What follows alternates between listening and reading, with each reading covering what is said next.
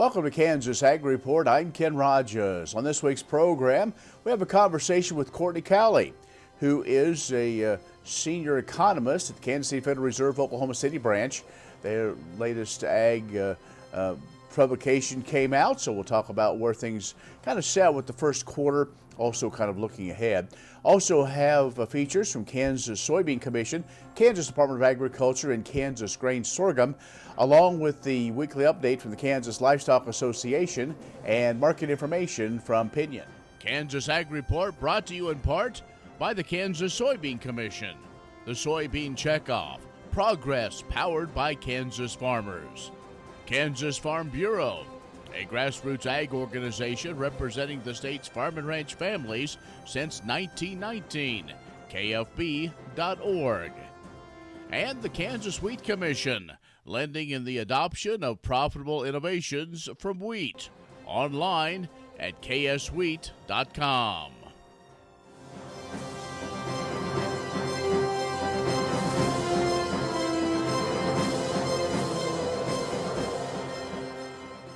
In agriculture news, drivers can continue to save money on a higher quality fuel. Well, that's thanks to the Biden administration's emergency waiver for summer sales of E15. That's 15% ethanol blend of fuel. That's become a popular choice at many fuel retailers across the state. Kansas Corn Grower Association leaders say that waiver will provide consumers access to E15. That's a fuel valued for its lower price, the high octane as well as environmental benefits. The waiver provides relief from an outdated regulation that would prevent summer E15 sales. Corn Grower President is J.D. Hanna from Silver Lake, and he said the waiver is needed and appreciated. He said it's good for consumers, the environment, and farmers like him. He said Kansas Corn has been active in helping retailers find funding to add infrastructure that they could offer E15 fuel as a choice.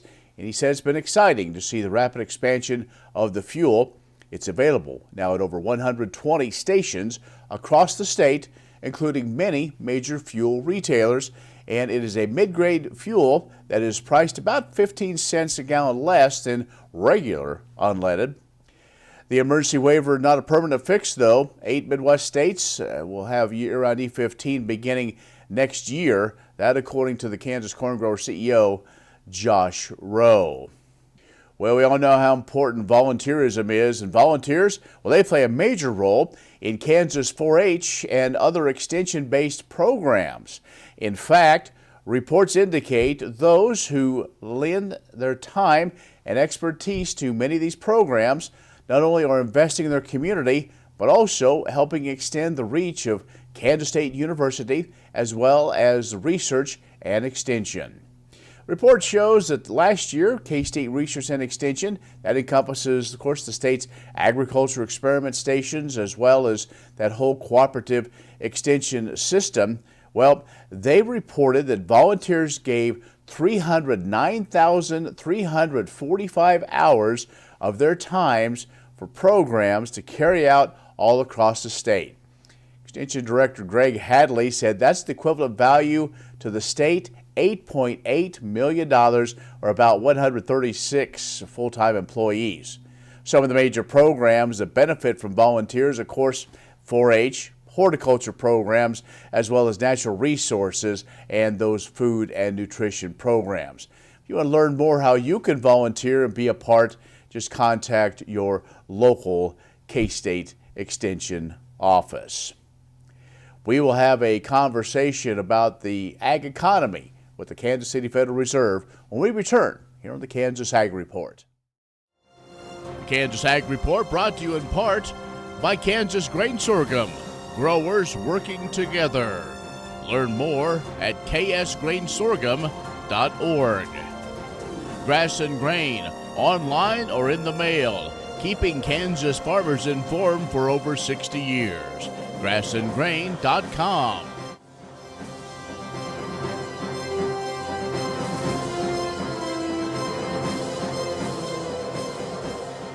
And joining us is Cortney Cowley, who is a senior economist at Kansas City Federal Reserve.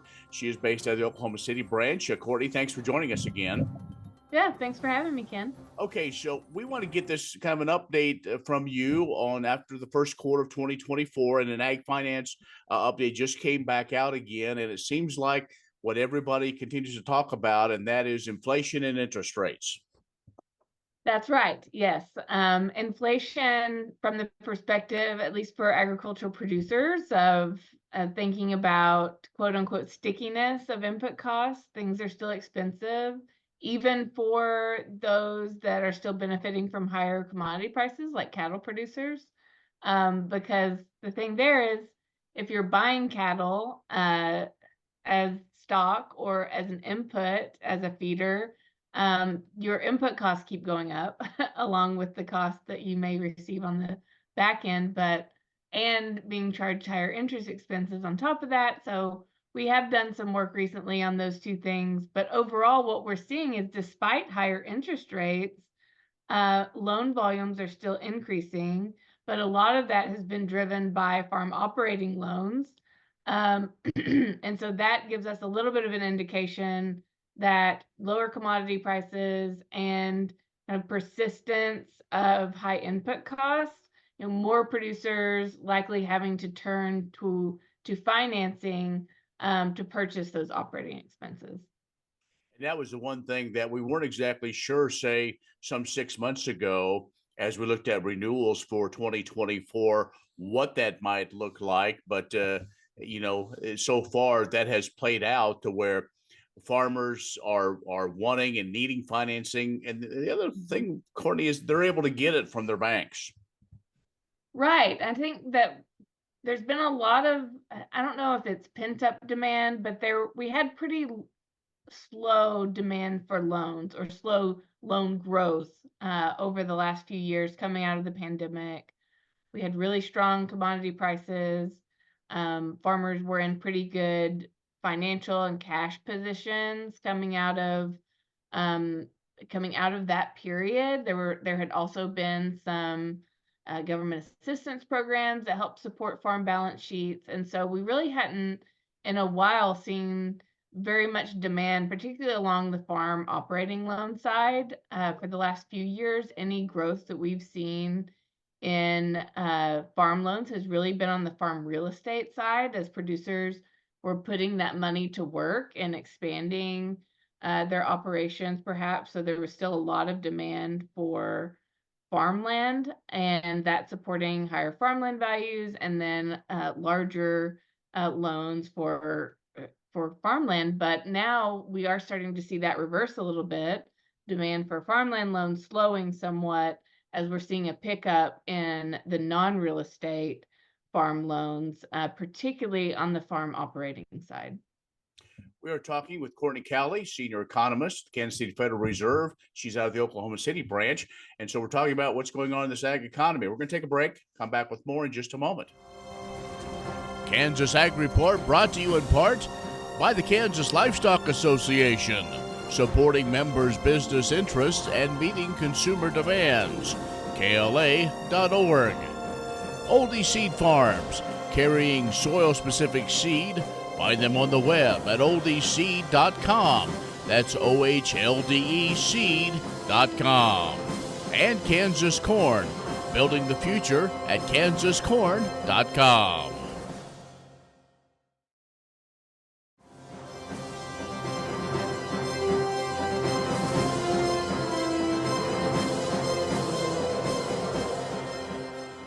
And our guest is Cortney Cowley, who is with the Kansas City Federal Reserve Bank. We're talking about kind of the first quarter of where we're seeing this ag economy and maybe moving forward. So let's move forward now into the next quarter. Are there some things that are jumping out at you from what we've seen so far in the first 3 months of 2024?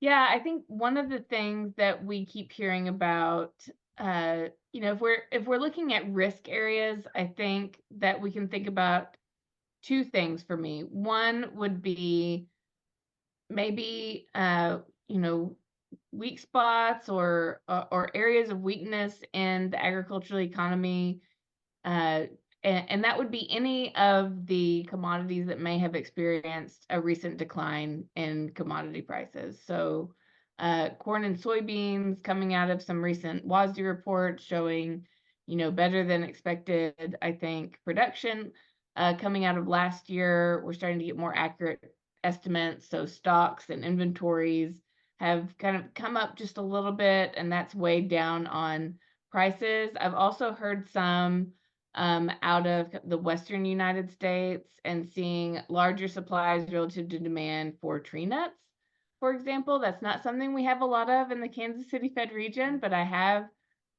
heard just in ag finance circles that may be something to watch, just as we're seeing a bit lower prices for tree nuts on some of those perennial crops. And we may cover this more later, but also the hog industry, I think, is one that we're still continuing to monitor. I think the other thing I had mentioned, an increase over the last few years in demand for farm real estate loans. And we had continued to see strong farm real estate values, and we have still continued to see strong farm real estate values, even despite a pretty dramatic increase in interest rates. And there really wasn't much of an effect from, higher interest rates on perhaps loans that had been originated prior to the increase in interest rates. But we wanted to find out in one of our recent ag credit surveys how much of those farm real estate loans or what share had variable interest rates. And there's actually quite a large share of farm real estate loans on the books that have variable interest rates that are scheduled, that have repricing schedules, whether they be in the next 6 months, in the next year, or maybe in the next 1 to 2 years. So those that may be further out on a repricing schedule aren't that much of a concern, but the ones that are maybe a bit closer could be a concern. We have an FOMC meeting next week. We'll know a bit more coming out of that meeting, maybe what the FOMC is thinking about, whether to stay put longer. That's kind of been the signal coming out. So I think that that's probably a more recent concern as we get more forward guidance from the FOMC, and we're seeing maybe that we might be in this environment for a bit longer. What is going to happen to those loans that are going to be repricing, that were priced at a much lower interest rate than what they could change to? I think that's one area that we'll really be watching. Can you give us just a quick kind of synopsis? I know it's hard to do a synopsis, but where we are in livestock, especially, cattle and what we are seeing in the hog markets. Yes, cattle had been one that I was very interested in because there seems to have been a lot of strength in the cattle industry. But we had a recent roundtable here in Western Oklahoma, and it seemed whenever the cow-calf producer would comment on their outlook, it would be much different from what you would hear from the feeder and the stocker backgrounder. And I wanted to dig into this a little bit more and just find out, okay, even for the cow-calf producer that seems to have a very positive, optimistic outlook, what are they even thinking in terms of, or what are they even experiencing in terms of higher interest rates? And so we do have a piece out about the effects of higher interest rates on cattle producers. And some of the things that we found was that for the past decade or so, cattle producers have at least had some opportunities for profitability. But here more recently, especially coming into 2024, where prices have kind of stabilized, if not come down a little bit, and where input costs continue to increase, that additional extra expense of interest expenses is going to make profitability really difficult this year, even for cow-calf producers that have been doing really well. And could also limit the ability of herds to expand because cow prices are more expensive and they're having to pay higher interest rates. And so we would normally be in an environment where we'd start seeing herd expansion because profitability has been so strong. But interest expenses and other operating expenses have really kind of offset a lot of the gains producers have seen from lower feed costs, because feed costs have actually come down, just not down enough to compensate for the higher expenses of everything else, including interest rates. So those are some of the things we're seeing on the cattle side.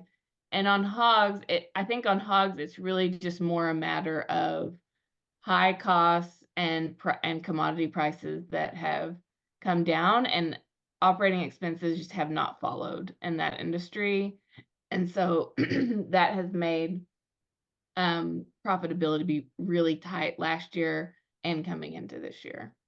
Courtney, as always, we appreciate the time spending with us, giving us an update on where things are with the ag economy, and we'll look forward to doing this again maybe after the next quarter and as we move through 2024. So thanks so much. That sounds great. I look forward to it too. Courtney Cowley, who is a senior economist with the Kansas City Federal Reserve out of the Oklahoma City branch, has joined us. We'll take a break and come back with more in just a moment. Anything I can help you locate today? Yeah, I'm looking for some grass seed, but I can never figure out which type to buy. At Premier Farm and Home, you can pick your grass seed out of a field instead of off a shelf. Really? You can do that? At Premier, you can. That'd be great. Let me take you to our plots. Everyone has lawn problems. At Premier Farm and Home, we see it as an opportunity to earn your trust. This is so helpful. Only place in the Midwest. With each problem we help you solve, you'll gain confidence and find that no one can take care of your lawn like you can. It's now time for the Kansas Grain Sorghum Update, brought to you by the Kansas Grain Sorghum Commission. Sorghum leaders are just returning from the Sorghum Improvement Conference of North America. Known as SICNA, this conference was hosted in Oklahoma City by entities such as the Center for Sorghum Improvement and the United Sorghum Checkoff Program. This event provides an opportunity for farmers to connect with public and private researchers. Attendees heard from student presenters covering various topics and even industry leader-led panels discussing the latest innovations in sorghum research. The USDA has recently announced the Prospective Plantings Report for 2024. The USDA estimates sorghum growers across the nation could plant 6.4 million acres in 2024, down 11% from last year. In Kansas, growers will plant 3.35 million acres, down 7% from 2023. We'll have more numbers when the USDA's acreage report is published in late June. The Kansas Grain Sorghum Commission would not be complete without its hardworking board members. The Kansas Department of Agriculture has announced the results of the Grain Commodity Commission elections. John Burning, Scott County, was reelected to his District 2 seat, and Brant Peterson of Stanton County was reelected to his District 3 position. Along with John and Brant, we applaud our commissioners for their efforts to better our organization. Next year's commission election cycle will take place in the Eastern Kansas tier of crop reporting districts 7, 8, and 9. Thank you, and stay tuned for next time. Grain sorghum is one of the most important cereal crops worldwide, and Kansas leads the nation in its production. Over the years, sorghum has been either exported, used in animal feed domestically, or for other industrial uses. Recently, its use in the ethanol market has seen tremendous growth, with 30% of domestic sorghum typically going to ethanol production. Kansas Grain Sorghum is committed to sorghum research, market development, and education. Learn more at ksgrainsorghum.org.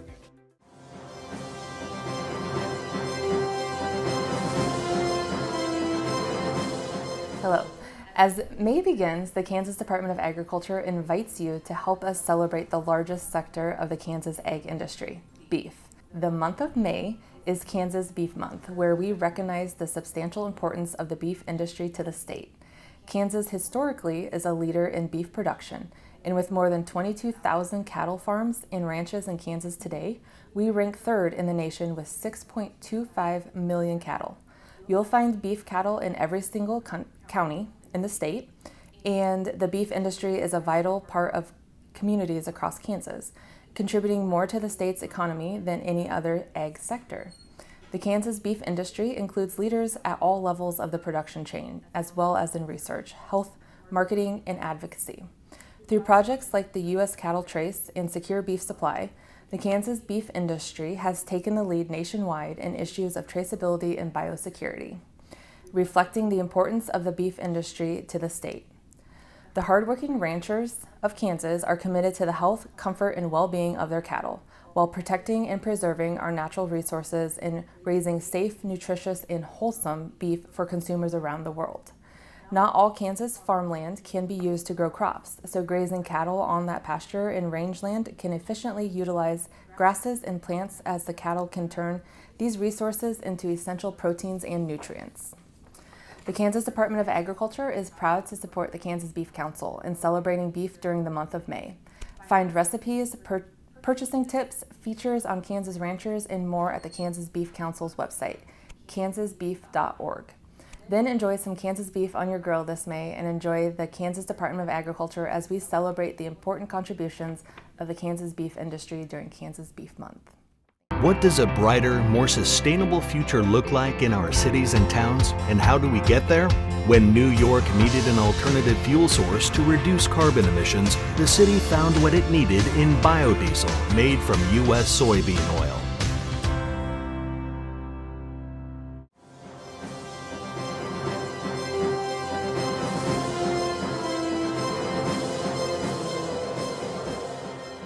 Renewable fuels embody a significant interest for the soybean checkoff.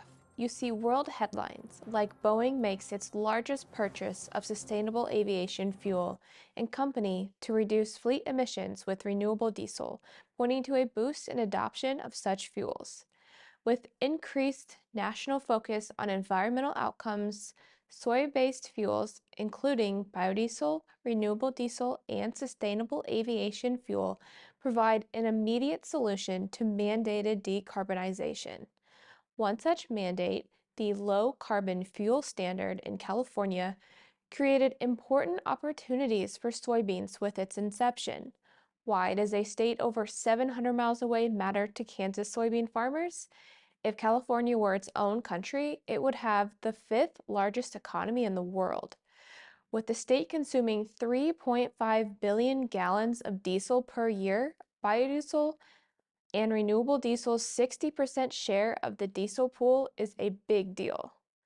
The LCFS is expected to expand its carbon reduction goals from 10% in 2020 to 90% reduction by 2045. On a California biomass tour in March, led by Clean Fuels Alliance America, participants connected with and learned from companies switching to better, cleaner fuels. One example, commuter rail Metrolink, began fueling their 60 locomotives with 100% renewable fuel 2 years ago, becoming the first railroad in the country to do so. Nearly 17,000 riders utilize Metrolink every weekday. Biodiesel, the inaugural soy-based fuel, relies on a chemical process called transesterification to separate glycerol from plant oil or animal fat and replaces it with methanol. The feedstocks are converted to fatty acid methyl esters. Renewable diesel uses a high-heat, high-pressure process called hydrotreating to create a renewable fuel most chemically similar to petroleum diesel. Both bio and renewable diesel tout higher cetane values and reduced GHGs. Sustainable aviation fuel also relies on hydrotreating, much like renewable diesel. Visit our partners at Clean Fuels for all the latest industry developments. Visit cleanfuels.org or find the Better Cleaner Now podcast wherever you stream. What if U.S. soybean meal were more than a commodity? If seed companies and the soybean checkoff built a better variety? That future is here. The time is now. To meet end-user demands, the soybean checkoff is investing in the compositional quality of soybeans, including meal. A message from the Kansas Soybean Commission, the soybean checkoff, progress powered by Kansas farmers.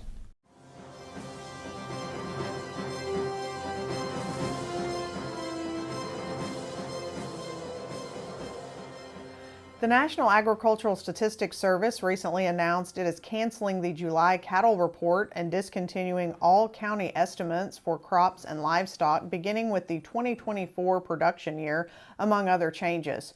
The agency stated reasoning for doing this is to accommodate budget reductions contained in the most recent appropriations bills. It now intends to only release one cattle inventory report annually in January. While the July cattle report is more expensive to produce than others, it is important to note that USDA is not realizing a substantive cost savings by withholding this critical information. USDA tried to cut the July cattle inventory report in 2016, but ended up reinstating it. The National Cattlemen's Beef Association opposes the cancellation of the report and has called on U.S. Agriculture Secretary Tom Vilsack to again reverse the decision to ensure the July 2024 inventory report is published on schedule. The National Agricultural Statistics Service also plans to reduce the number of states receiving January cattle estimates, January and monthly cattle on feed estimates, and monthly milk production and price estimates. Kansas should not be impacted by these specific changes.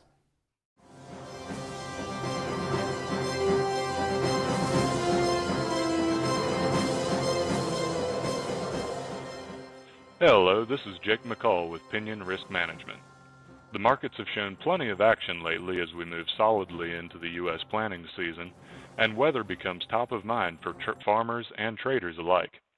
Starting with the grains, we witnessed a significant rally across the board this week, with news of dry conditions in the Black Sea region, as well as declining wheat conditions here in the U.S., putting pressure on large fund shorts to lessen their exposure to production risk and not wanting to be caught with their tail in the door if that does turn out to be a major supply concern.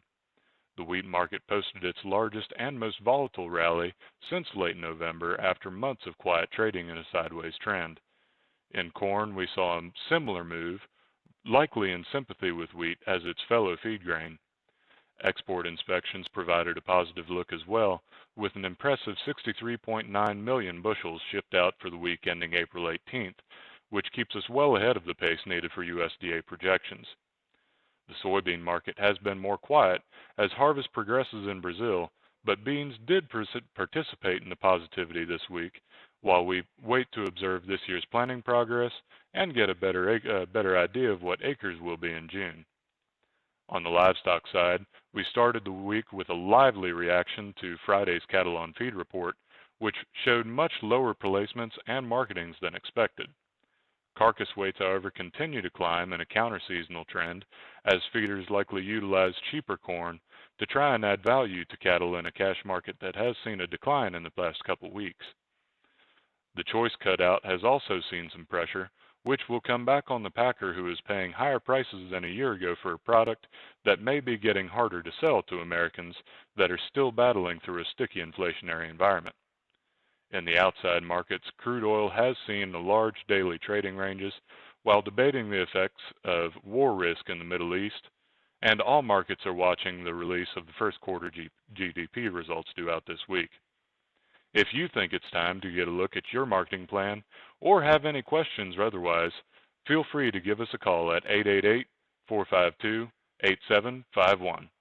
I'm Jake McCall with Pinion Risk Management, and I hope you have a great day. Thanks. That'll do it for our program this week. Thank you so much for joining us. You can be social with us online, kansasagreport.net, or our social media channels. I'm Ken Rogers. We'll see you next week on the Kansas Ag Report. What does a brighter, more sustainable future look like in our cities and towns, and how do we get there? When New York needed an alternative fuel source to reduce carbon emissions, the city found what it needed in biodiesel made from U.S. soybean oil.